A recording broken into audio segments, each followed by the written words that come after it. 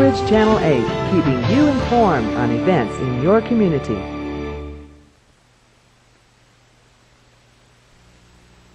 Session of the Wheat Ridge Planning Commission to order. Could we have a roll call of the members, please? Ann Brinkman. Present. Alan Bucknam. Present. Mark Dietrich is absent. Tracy Gildner is absent. Dick Matthews. Here. Scott Ohm. Here. Steve Timms. Here. Could you all rise for the Pledge of Allegiance, please? I pledge allegiance to the flag of the United States of America and to the republic for which it stands, one nation, under God, indivisible, with liberty and justice for all.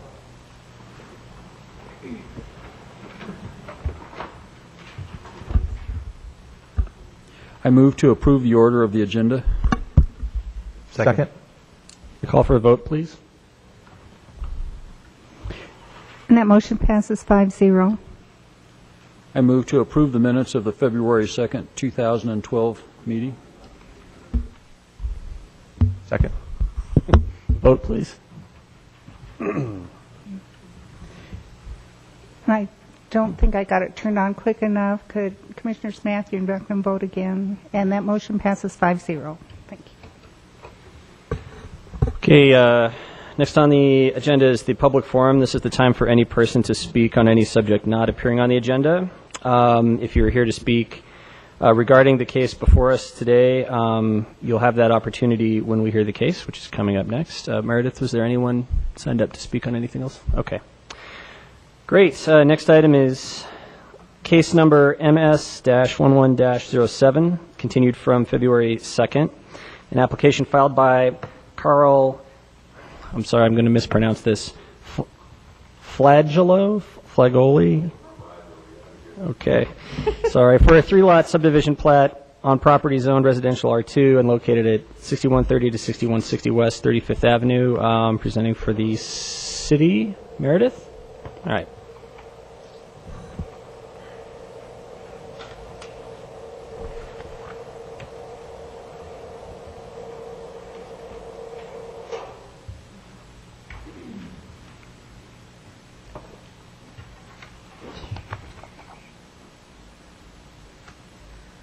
Thank you, Mr. Chairman. Members of the Commission, for the record, Meredith Reckert, Wheat Ridge Community Development Department. Case number MS-11-07 as a request for approval of a subdivision plat for property located at 6130 and south of 6160 West 35th. All property is zoned R2. I'd like to enter into the record the subdivision regulation, zoning ordinance, case file, and packet materials, and the contents of this digital presentation. All notification requirements and posting requirements have been met. Therefore, there is jurisdiction to hear this case. I would go ahead and point out that this case was continued from 2 weeks ago. Technically, if we do a public continuance, there's no requirement for posting or re-notification to the neighborhood. We did have a couple signs with a revised date put on the property, though, after that. So, the applicant is requesting approval of a 3-lot subdivision on property zoned R2. You can see the property on the overhead, which is outlined in yellow, and the request is to legitimize an existing house's accessory structure and to create 2 new single-family parcels. Because this is a minor subdivision with no right-of-way dedications, Planning Commission is the final authority to hear this case. The property, again, which is outlined in yellow, is at the southeast quadrant of 35th and J. So just to help orient you, north is to the top, 35th Avenue up here, and J sort of doglegs off it and then runs south to the west, or on the western side. And I would point out that on the very south end of the property is the terminus of the Ingalls Street cul-de-sac bulb, which does dead end at the southern property line. All the zoning surrounding the property is zoned R2, and it's primarily developed into single-family residential with some single-family lots, or excuse me, mostly single-family with some duplexes sprinkled in, excuse me. So this is a little bit confusing because of the way the property is laid out. The properties that are involved within the subdivision are all under the ownership of the extended Flagel family and the Flagel Family Trust. And I'll walk you through the ownership. 3470 J Street, which is over here on the western side, is about 12,000 square feet. It's got a single-family home on it, which was built in 1939 and also has had some subsequent improvements to it. 6160 West 35th is the purple piece right here, and it is the tail end of this piece that is included within the subdivision. The single-family home on the lot was built in 1939 and again has had some subsequent improvements. And there are several accessory structures at the south end of the site, including a carport, a detached garage, and then an oversized, to me it looks like a party pavilion, but I'm not exactly sure of the use. But though that is also subject to part of the plat discussion. 6130 skips a couple lots and is the green parcel that is over here. And there's, again, a single-family home on it. It's constructed in 1939. Again, there have been some improvements over the years to this property. And then, of course, the primary portion is this vacant piece. Let's see. The rest of the orange parcel located in the center here, which is being currently undeveloped and being subdivided to create 2 new single-family lots. So just kind of walking us through some slides.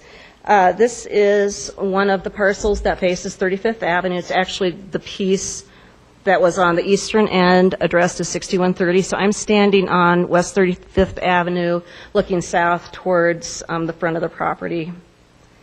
Now we're going to skip a couple houses and go to 6160, which is again part of the family ownership, and it also has frontage on 35th Avenue, and this is the house where they've got the accessory structures behind it that are being considered as part of the subdivision.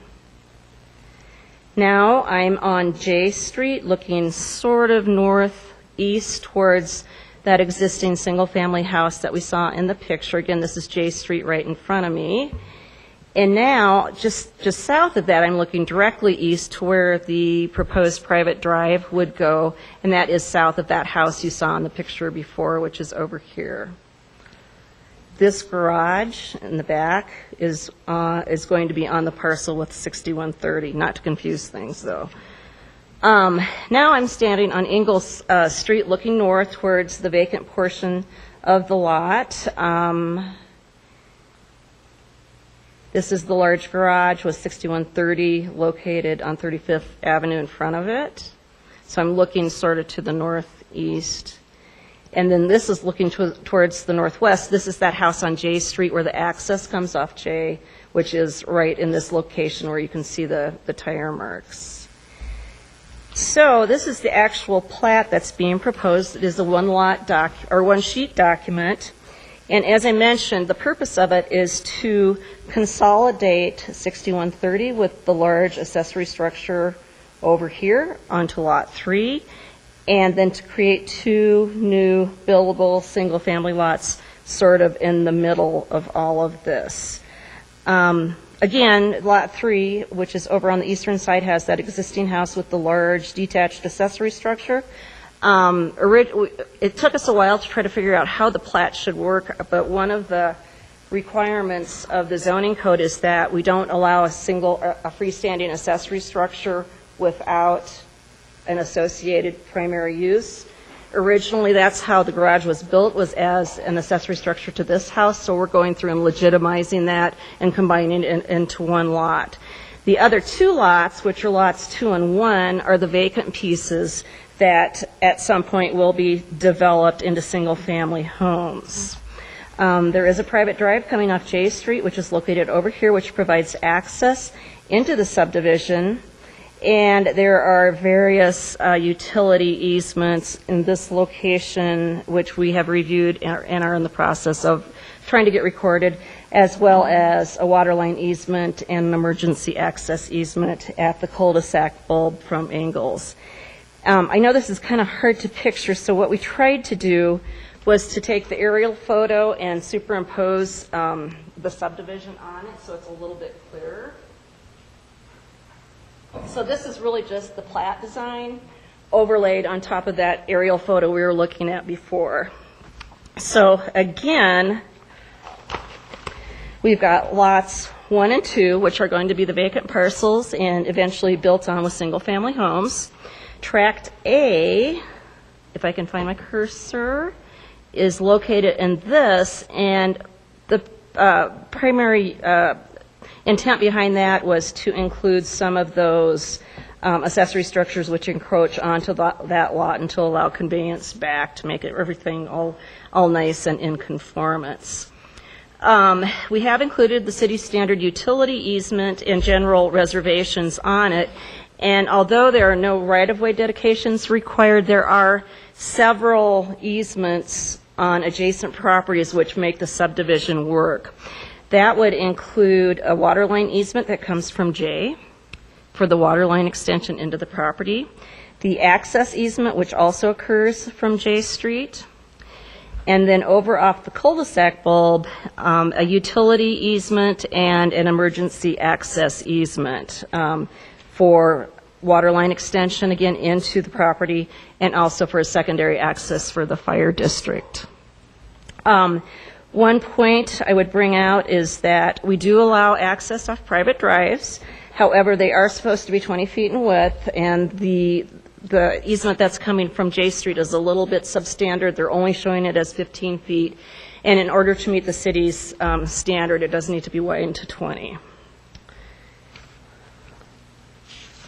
So all of the responding agencies can provide service to the property with upgrades. Public Works has reviewed the plat and has minor comments. Again, they concur with planning that we're okay with all the easement, accessibility, and for water line extension, those do need to be recorded and reflected on the plat before we actually record it with the county. The other thing that we seem to run into trouble with as private drives is sometimes things get monkeyed up if properties sell. So as part of it, we want to see a homeowners association agreement to ensure that that private drive and all those off-site lines will be maintained by the proper people. And then finally, the Wheat Ridge Parks Commission has recommended fees in lieu of dedication for the 2 new lots on the property. We are giving a recommendation of approval with several conditions. First of all, that access easement that I pointed out coming off J Street be increased to 20 feet in width, that all of those off-site easements be recorded and reflected on the plat, parkland fees be paid at recording, and there's a few little typos that need to be corrected. The last one I changed from my original report. Originally, I think it was condition 3, I asked that the applicant put up a bond before any, and that's to ensure that we have the funds available for the improvements. They are having a little trouble with that because they're not sure when the construction is going to occur. So I talked to the chief building official, and we agreed that we would amend that condition to say that there be no above-ground construction until all those service utilities are in place to those 2 new lots. So that concludes the staff report, and I would be happy to answer questions.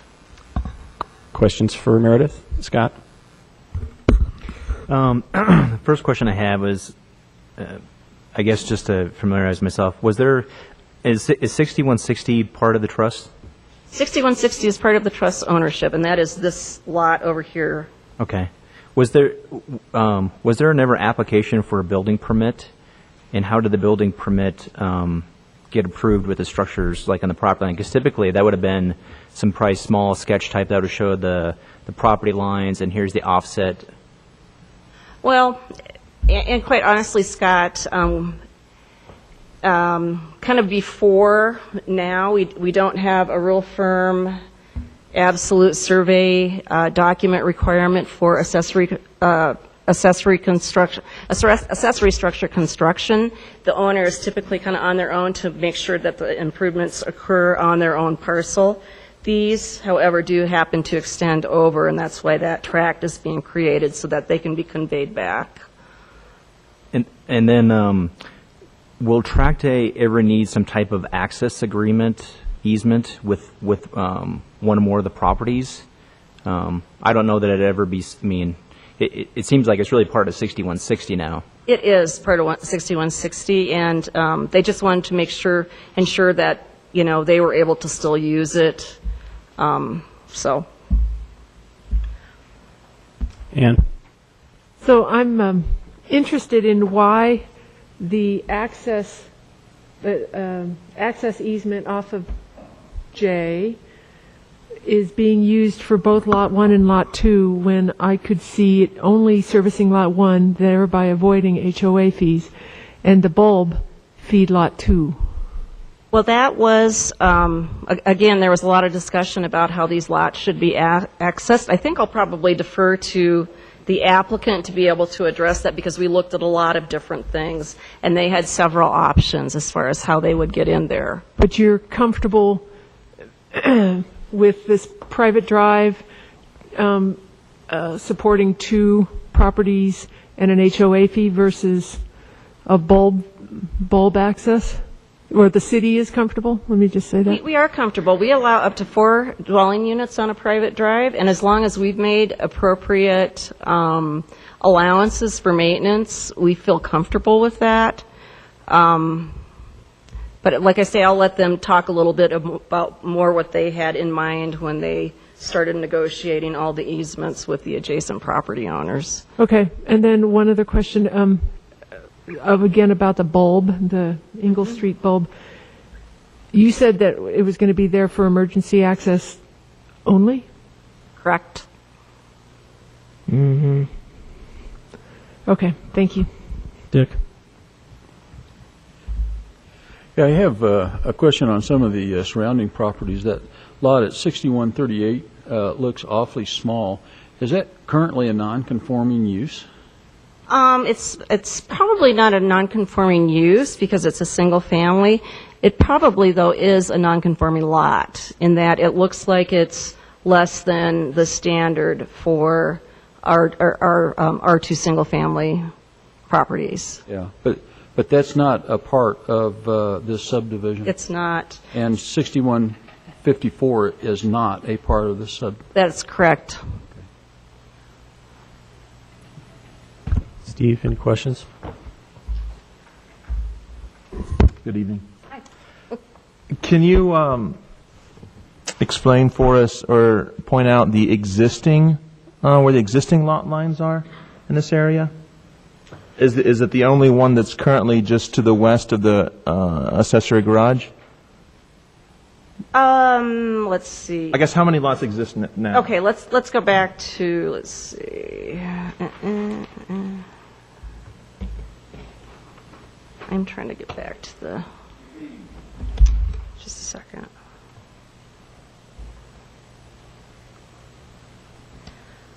Oh, this doesn't show real good, okay. We thought of everything, but probably the one that you want to see. Right now, let's see, there's a lot line, obviously a lot line that runs along here, and then around the bottom. There's also one at this location. Is that correct? Yes.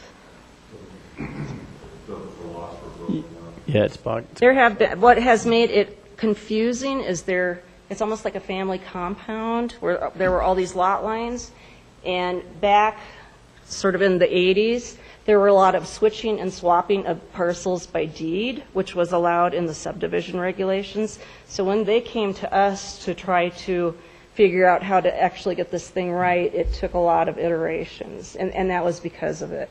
Especially, the one that was particularly concerning to staff is that this accessory structure, there was originally a lot line here and none here, and this accessory structure was built under the premise that it was accessory to this building. And so when they wanted to create a separate lot out of it, we said, no, you can't do that. It has to be combined with this one, which is why that configuration is like it is. And then you can keep that exhibit up. The furthest west 6160 there in orange. Yes. Right. It looks like there's landscaping and who's currently using that? 6160. The property to the north is? Yes. And then in the staff report, you reference, per the Zoning and Development Code, accessory structures cannot be on property without a primary structure.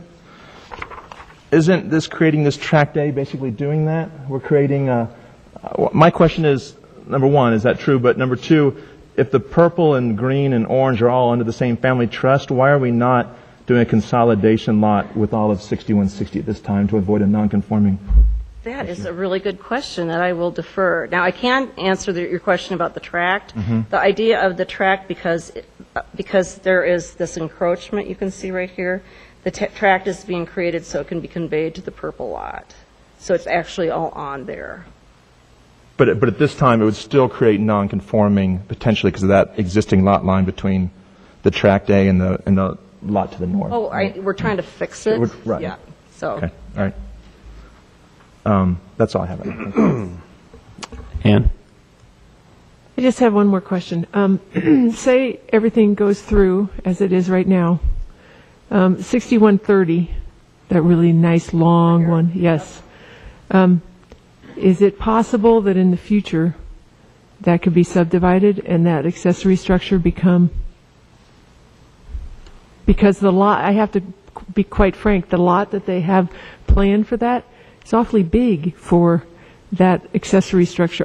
Granted, they have other, and I'll ask the applicant, but I'm asking you, is it possible that those 6130 green and 6130 orange could be split apart? Well, for one thing, the way the permit was issued for this large structure down here is it's not for human occupancy. It's a garage, but there were very strict conditions placed on the approval of it and the issuance of the CO that it can't be used as habitable. Because it's about 1,000 square feet, and there's actually an upper story kind of loft. So there's that. And then the second thing, as ridiculous as this sounds, this piece by itself wouldn't be big enough. I mean, it'd need variances to size and width to be freestanding by itself, which is why we're saying they have to combine it with this one. Okay.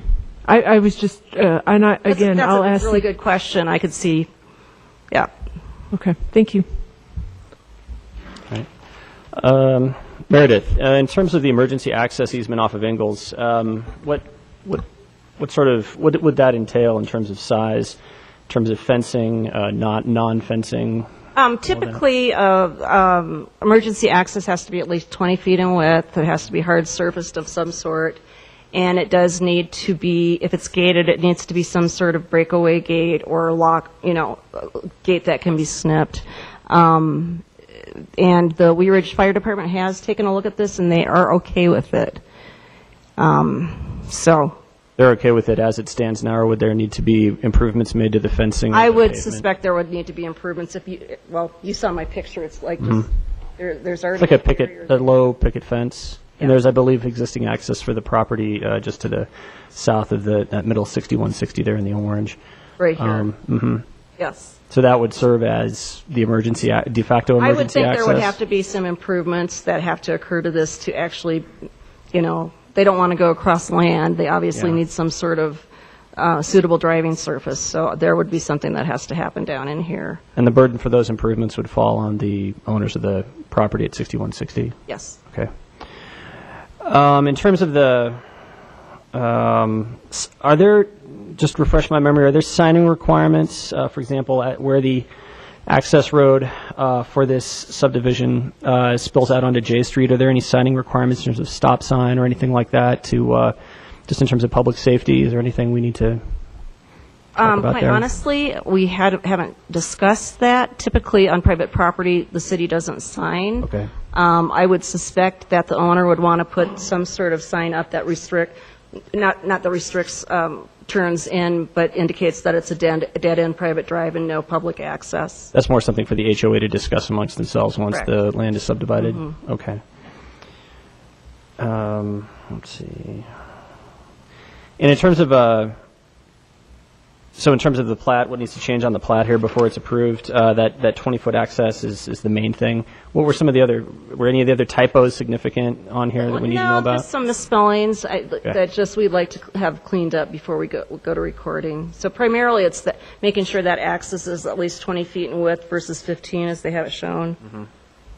Okay. And one more question.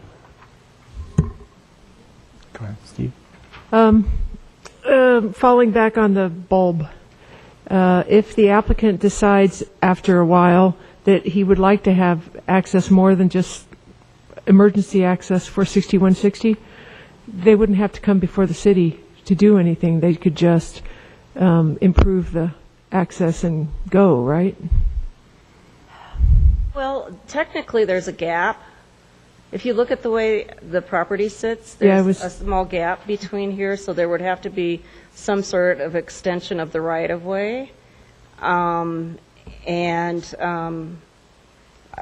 I say, I know we considered many different options with them, but I would think that, I don't know if we'd make them come through a public process, but there'd have to be some sort of acknowledgement for dedicating the right-of-way to make it more of a public type of access. Okay. I just wasn't sure if they could just do the improvements and go, or that they'd have to come back. No, they'd have to at least work through the city. Okay. Okay. Thank you. Dick? To follow up on Ann's question, on the plat, it shows an access/utility easement right at the end of that bulb. Is that not an access easement? It is an access easement. A lot of times we'll have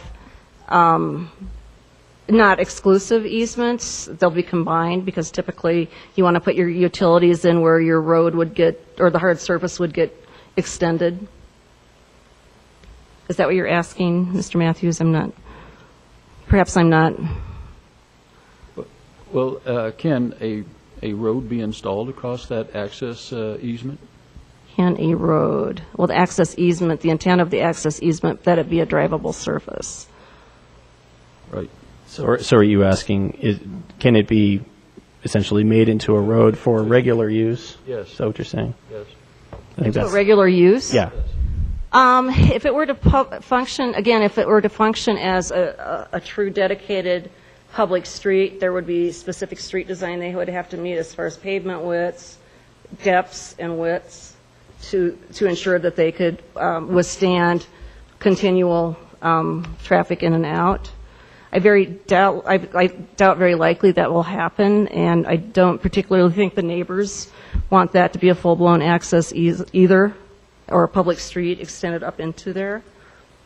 And I believe also, Meredith, correct me if I'm wrong, but I think there's a water drainage channel that runs perpendicular to that easement at that location. So that would create some problems in terms of grade for public access. Correct. Okay. All right. Steve, did you have something? Just a follow-up, please. The proposed lots would access off of J. Would they be addressed off of J as well? Yes. And where then would assuming that a residence gets built, where would the front setback be measured from? The front setback is measured from the street from which access is gained. So even though the lot line would be approximately here, the front setback would be measured from here. So there would be a 30-foot setback, sort of like that. And also with this parcel. It would show better. Let's see. So the 30-foot setbacks would be measured from the west of each lot line? Mm-hmm. Let me go to that subdivision there. So the setbacks, the 30-foot setback is measured from here in each of these cases. And then was it, to create the two lots, was that the applicant's desire or did the city, was there ever talk about just making it one lot? That was the applicant's desire. Thank you. Any other questions for Meredith? Dick? Yeah, on the Tract A, that puts those accessory structures all with the purple 6160. Yeah. But with Tract A there, will there be an appropriate setback on those accessory structures? At this point, we're calling them an existing condition. like I say, we tried to fix as much as we could. So technically on an R2 lot, I believe the roof setback is 5 feet. And I can't tell from the picture that I'm looking at, but we have mulled this over. How many years have we been working on this, guys? About 15. So it seemed like the best course of action for the situation.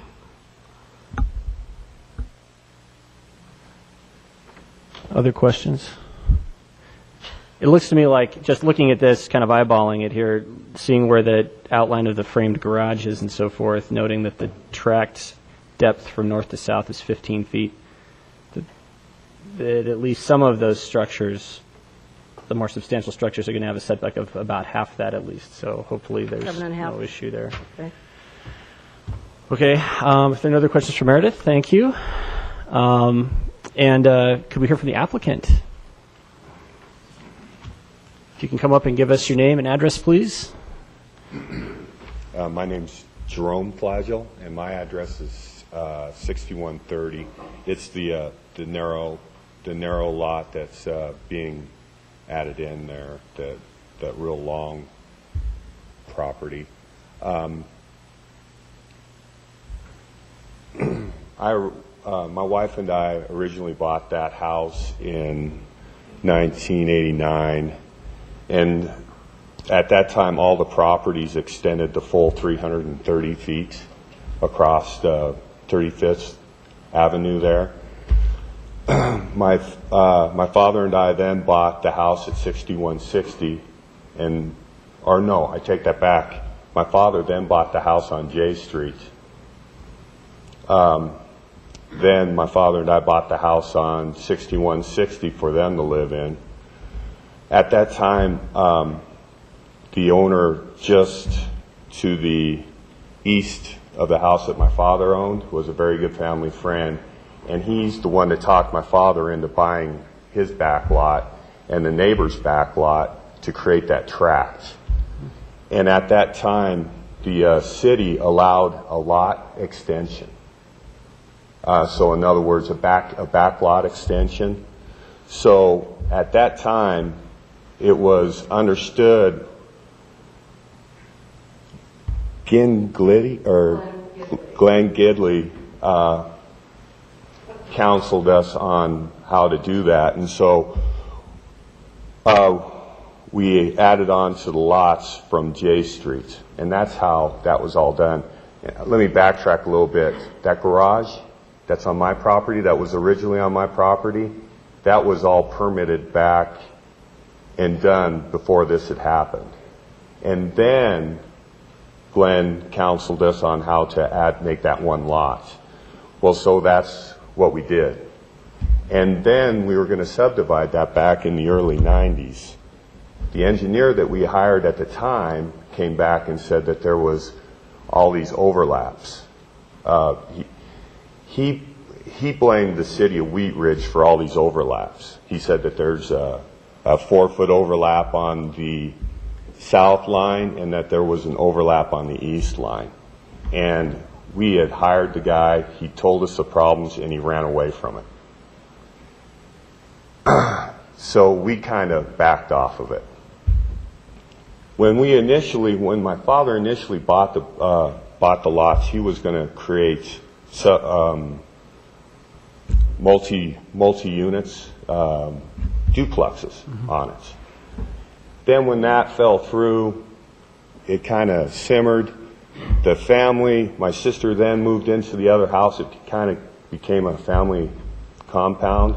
And my father decided rather than to try to make stuff to sell, that he wanted the rest of the family there. In 2005, we revisited doing the subdivision. It was a nightmare. It just wasn't going to work, what they wanted to do. My brother has since wanted to build a house there, and that's what brings us here today, is he wants to get the subdivision done so he can build his house on lot 2. And then the lot 1 will be in the ownership of my sister.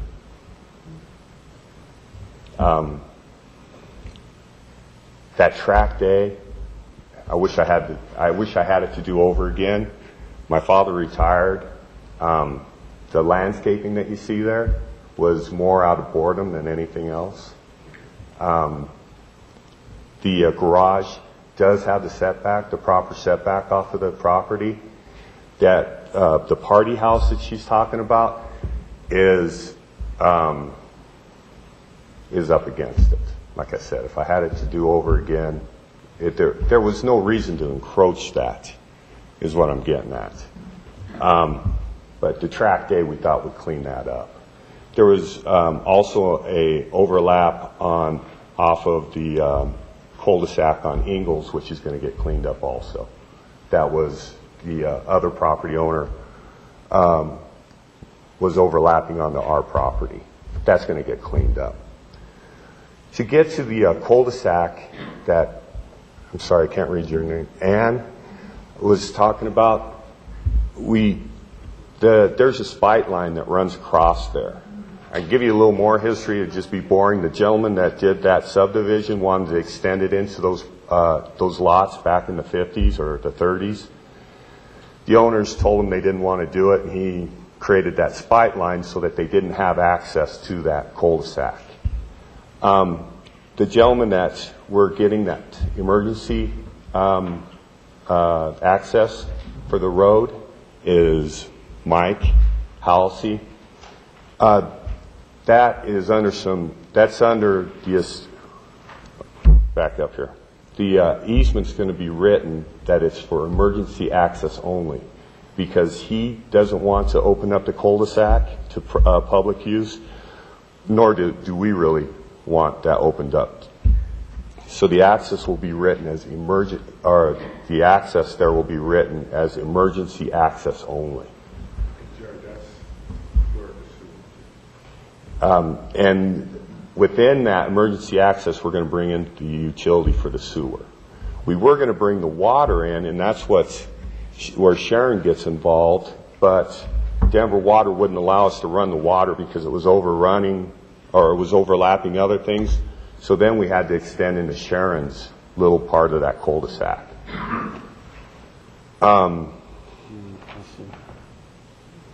You see the little one on the east? Okay. Mm-hmm. Then I think that pretty much answers everything. I think I addressed everything that you guys were concerned about. Does anyone have any questions for Mr. Flagell? If I may interject, Yeah. Jerry's right, though, about when I said we used to be able to switch and swap between adjacent properties. That was a law that was in place. It was exempted by the subdivision regulations until 2001. So they had done all these property transfers amongst themselves, and that's why it's just kind of hard to explain about how it got to be the way it is now. You did a lot. Okay, Steve? Just to clarify that's no longer on the books, right? Okay, thank you. Okay. Anything else, Ann? So I just have to say that I had no idea we had spite lots or spite lines in the city, which I'm fascinated by. I've done a little study on my own on them, but I had no idea we had them around. So thanks for explaining it. That was clear, very clear. Thank you. Okay. Thanks very much. Yeah. Meredith, do we have a list?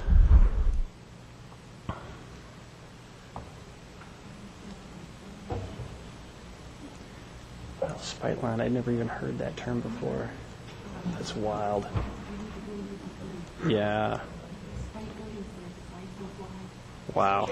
Yep. Okay. Sure. So now this is the time in the hearing for anyone who would like to ask questions of the commission or express opinions or concerns to the commission. You can feel free to come up and do so. Just give us your name and address and tell us what's on your mind. And if no one wants to, that's fine too. Okay, come on up. Bob DeAndrea, 3335 Ingalls. Did I understand you to say that the emergency use only on the end of the cul-de-sac could be changed in the future? I didn't understand. No, I asked if it could be changed in the future. without city input, and Meredith said no, that, and it was clarified longer, but I frankly just wanted to know if the applicant at a later time could say, well, this is pretty easy, let me get in and out this way, and Meredith said no, they couldn't do that without city input, and it'll be clear on the plat that it says for emergency access only. That's what I understood. I wanted to make sure I understood it properly. Thank you. Great, thank you.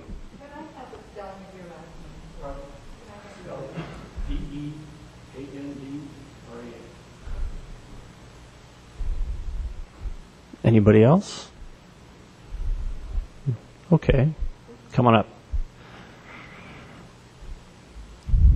I'm Sue Gilmore, and my address is 3363 J Street. My question's for the neighbors. So you're asking for approval for 2 lots for 2 single-family homes. One you'll be building, and that's the back lot, correct? And the front lot, which is what we're calling A, that will be Jennifer's property, Renee's, also building a single-family home eventually. And are those, so one would happen before the other? Probably the back lot would be built sooner, and the second one to be determined. But both only single-family homes. And the 5 feet that they need to widen to make that 20-foot, that would be towards Jennifer's property? Where would those 5 feet come from? Or don't we know that? Actually, Meredith, yeah, do we know where that 5 feet addresses. comes from? I'm thinking that it could be from the north, or it could be some overlap of that water line easement, or if that had to shift up a little bit. There's plenty of room there. If they go north, they can't really go south. No, there's a fence and a hard fence. property line there. So it would have to come from the north to reconfigure a little bit. Okay. To the north. Okay. I think those are my questions. Just wanted clarification on the 2 lots. So Meredith, even though this is technically zoned R2, but it sounds like it's the property owner's intent to build single-family homes one on each lot. Okay, thanks. Any other? Sure, thanks. Any other questions, comments, or concerns? Okay. Yeah, okay, come on up.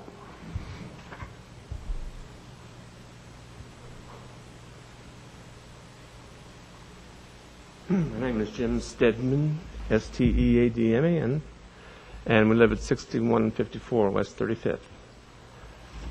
For the last 12 years, at least, I've been their neighbors, and they've done everything possible to ensure that what they were doing didn't affect my house or, it's what the guy that used to have it before I bought it was the one that sold the property on the back half of the lot.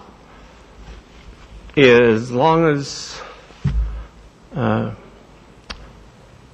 we meet the 20-foot requirement for the road, and there's still plenty of room for them to put a single-family house on those 2 lots, I have absolutely no problem. I think it's the greatest thing in the world. If we get to somewhere where it becomes an apartment complex down the line, they, sell a lot. I'm just saying, that would be my only concern. If something happened, God forbid, that they no longer had all that property as part of the family, I would have some concerns then. But not absolutely none now, as far as what they're planning. Great. And Mr. Stedman, while we can't guarantee property ownership that stays the same way it is, they can't do anything over a 1 or 2 family, so they couldn't do an apartment complex back there. Yeah, it could turn into a 2-family, but if there's a single-family structure on each one of those lots within the next, I don't know how long you're talking about.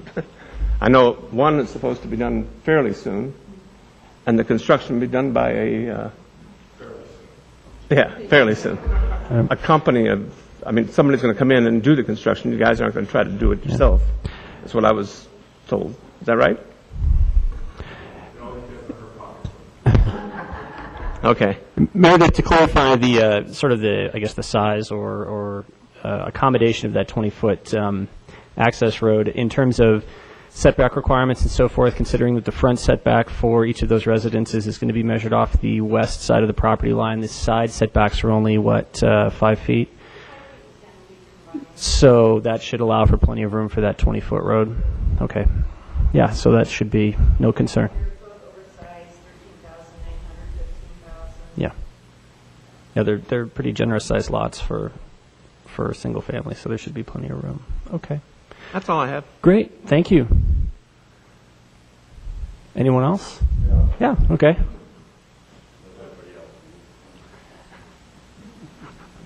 Mike Hallicy, Hallicy. I live at 3345 Ingalls, which is the property west side of the bulb there. I'll be giving the easement for the emergency access. And Jerry and I talked about this, and I think we wanted to get it worded such that that was emergency access only, and then that would stay with the property. So like if I was to move or something, that whoever bought the property, whatever, that would be a stipulation that would have to say an emergency access, so that we don't open up traffic coming down Ingalls. Okay. So Meredith, it's my understanding that since the easement's recorded here in the deed, that it wouldn't matter who lives in his house down the road. That easement stays there, correct? Not that I'm supposed to give legal advice or anything. Well, you're not a lawyer, but there is the easement is going to be with the owner of that property, so they have the ultimate control of what happens there. Okay. And then on top of it, as Jerry indicated, there's that, I guess, spite strip that separates, which is why it's not right up to the bottom of the property. Yeah. So it would have to be you or your successive owner. Right. And I think that I would probably make a stipulation on the sale of the property that stayed as a emergency access. Yeah, and I think that would be in your hands as the property owner. Yeah. Okay. I just wanted to make it clear to neighbors or whoever that we had no intention to open up traffic coming down Ingalls Street. Okay. All right, great. Thanks.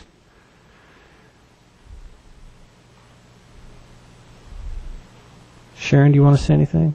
You just here to say hi? Okay. All right, anyone else? Okay.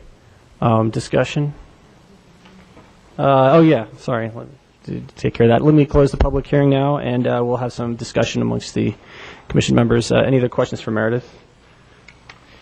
Maybe one that Steve kind of touched on. So if say I guess I just want to have a better understanding of the 6160 and the Tract A. Why not a lot merger if that would be a next step, or because it's in a trust that there's really no need for it? I think they could do it. It seems like a lot of expense when they do something they could just leave over to attach it. Right. Consolidation. They'd have to go back out and resurvey. So as far as expenses, If hypothetically everything was broken up down the 100 years down the road, would then a lot merger make more sense or have to be put in place? I mean, how would that work as far as the deed? I guess that would be. don't have any control over how land creates hands. So we wouldn't know if something, if there was some conveyance. So unless Mr. Gladwell was worried about it, I mean, they could certainly do that. But I don't think the city would make them do that. Okay. I think that's more a headache for the realtors of the future to worry over than us. So, other discussion, questions? Dick? Yeah, I just have one question for Meredith. I just want to verify that we are not creating property lines that cause too narrow of a setback on any of the accessory structures. So when the smoke clears, there will be appropriate setback on all the property lines that we are creating? I certainly hope so. That's not something we were as concerned with just versus trying to get two lots that were going to be buildable and serviceable from utilities. If it turns out to be the case that the setback, standard setback isn't there after the Tract is put in place, what's the remedy? Board of Adjustment or what? I suppose, I guess we haven't. Okay. That was one of the least of our concerns. It was more trying to get what the interior of the lots were for the family. So I haven't really put a lot of thought into that. I apologize. That's what we're here for, is to nitpick. Yeah, Ann. One last question. I'm just going to harp this one to death. 6130.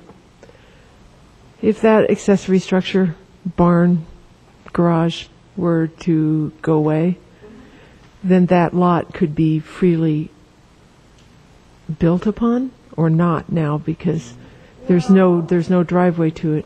We're landlocking it. Well, okay. Right, okay. Yep. We only allow one primary structure per buildable lot. So they can't build Okay. a house on it. Okay. They could come back and build another big, large accessory structure. Okay. But not another living unit. Fair enough. This is not a reflection of my opinion of the family. I just have to look, we have to look in the future. Okay. Okay, thank you. Steve? I have one additional question that arose during the presentation. I realized there's also a track B, right, where we have this garage encroaches on this gentleman's property that we heard from. So I assume that the conveyance, what you're proposing, would be the same as track A. However, it also looks like, I'm just wondering why the western part of track B, I understand why it would be on this gentleman's property. I don't know necessarily why it would extend into this other property south of 3470. It seems like two different conveyances would be needed. And I don't know if that's, I'm just wondering if that's necessary, I guess. Before Steve, it doesn't fix that's a lot, so that's probably oversight on the surveyor's part. That'll be one of the things we. Is that something that we can, I mean, I'm okay with fixing the garage encroachment there. I just don't see an encroachment even on the aerial of any sheds or structures on that part. I just don't know if that's necessarily needed. Okay. Would the applicant be okay with that? I'm sorry. I got lots of track of the garage overlap. Yeah, we want to get that straightened out. To the set, what Mr. Jones is saying is that there's two lots, so it's showing track crossing. So this one, and then this one, but in both one here, so it's like this is and that's supposed to be. Okay. Okay. I mean, you could do it. I just don't, it just seems unnecessary, I guess. We'll check it out. Okay. Okay. That's all I have. Thank you. That's like, what, a 3 3/4 foot tract? Wow. Relates back to Jerry's comment about Yeah. doing a survey That offset. between all of it, which has made it more confusing. Huh. Okay. You know, and Dick, in response to your question, in light of that, they might even have a survey that showed it being correct, and then when the city land survey monuments were adopted, it could change. I mean, that could have been another one of those things that we're trying to fix, so. I know I feel like I'm not answering your question correctly, but it's the best I can do right now. Scott, did you have a question? Yeah, Or I did. comment? Meredith, I have 5 conditions. Did you have 6? Or am I incorrect on that? No, and I'm glad you brought that up. No, I have 5 conditions, but what I wanted you to do is, instead of including condition 3 as it's written about the cash bond, because they don't know when one of the lots is getting developed, to modify the language to say that there can be no above-ground construction until the utilities and access are in place. So that way they'll have their pavement in, their water sewer, their water line, their sewer line before they actually start coming out of the ground above foundation.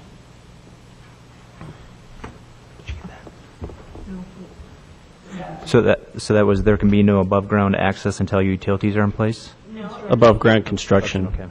Until, yeah.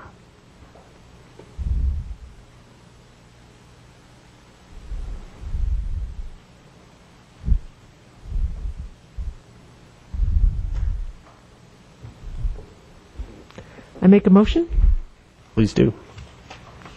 I move to approve case number MS-11-07, a request for approval of a 3-lot minor subdivision on R2 zone property located at 6130 West 35th Avenue and south of 6160 West 35th Avenue for the following reasons. Number one, all agencies can provide service to the property with improvements installed at the developer's expense. Number two, all requirements of Article 4 of the Zoning and Development Code have been met, with the following conditions. Number one, the access easement from J be increased to at least 20 feet in width. Number two, all appropriate off-site easements be recorded and reflected on the plat. Number three, no above-ground construction occur until after utilities and access are in place. Number four, fees in lieu of parkland dedication be provided prior to recording. And number five, minor language and typographical errors be corrected prior to Mylar recording, including, do I need to say anything about Lot B or Tract B or not? Are we?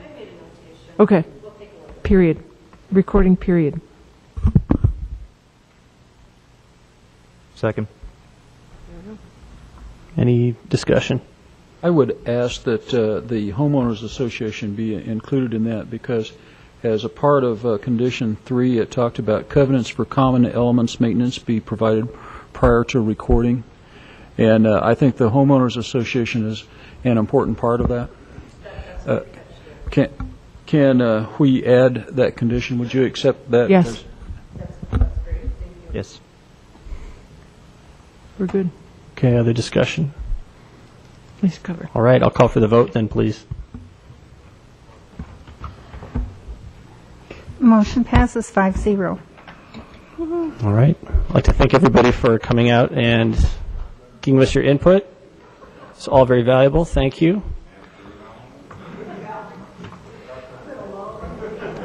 Okay, moving on to the next case, ZOA-11-05, to be continued indefinitely, it says here on my agenda. An ordinance amending Chapter 26 concerning major activity notice requirements. Meredith, talk to us. Well, I don't really have a lot of information. We talked about this at the last meeting, and there were a lot of questions brought up that obviously I didn't have the answers to. So I think there's been some sort of sidebar discussions, and we just decided for the moment just to go ahead and pull it right now. Okay.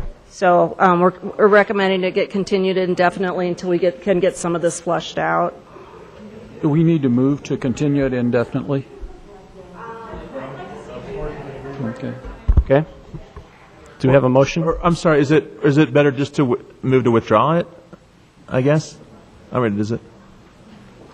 Let's just recommend it, continue it indefinitely. That's the language that is. Okay.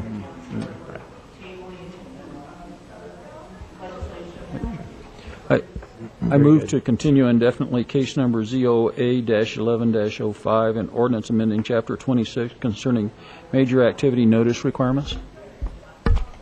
Second. Vote, please. And that motion passes 5-0. All right. Other items? Sure, Meredith. Could I ask who seconded the motion on that first case? The first case, Scott. Thank you.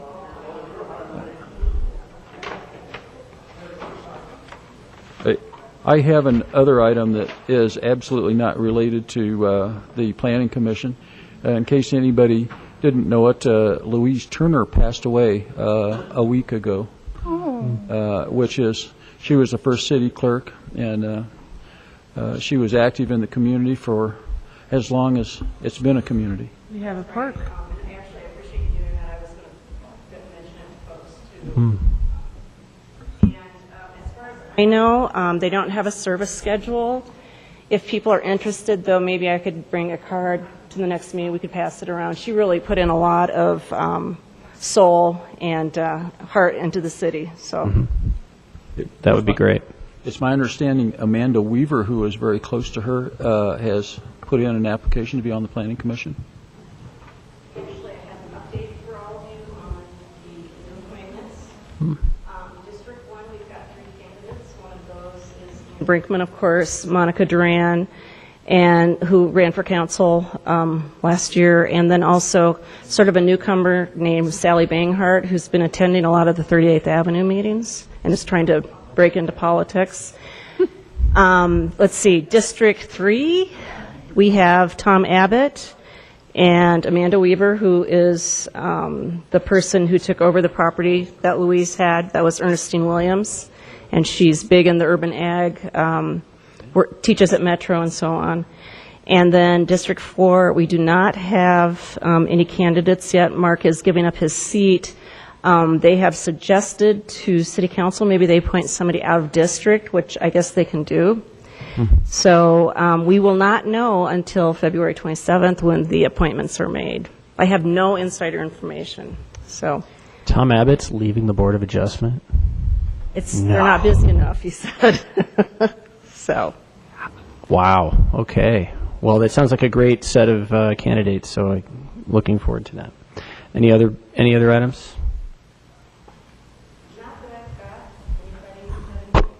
Lighting? Lighting. The lighting for the signage? Yeah. But, we've gotten backlogged a little bit. I mean, that's on our list of code amendments that we're going to do. We want to get through 38th Avenue. Right now, Lauren's working on plan developments, and then that's next in the queue. Thank you.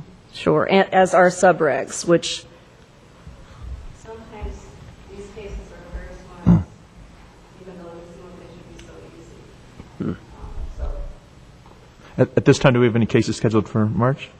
I believe we have study session items for both meetings in March. Anything else? All right. I was just going to remind everybody, we got an email asking for input for some questions from the planning magazine. You should have gotten an email. So I already responded and it sounds like if you respond, you might get quoted. So, because he responded right back to me. Yeah. Well, hopefully, I think what Anne's referring to is the Planning Commissioner's Journal not going to be published any longer. They have a final issue coming out with, sounds like it'll be some of their best material that we thought we'd get some copies that can be passed around. They also have a couple publications called Welcome to the Commission. I know we passed those around a while back. We'll probably re-up those for the new folks who are going to be appointed. So let's get quoted. All right. Let's get quoted. I stole from Wikipedia when they asked for, I said from Wikipedia, double quote, when I asked about the city. A little bit. I stole a couple sentences and then I wrote a little bit more. Yeah. We'll see. I move to adjourn. Second. Vote. That was me seconding it. 5-0. All right. Thank you, everybody. See you in March.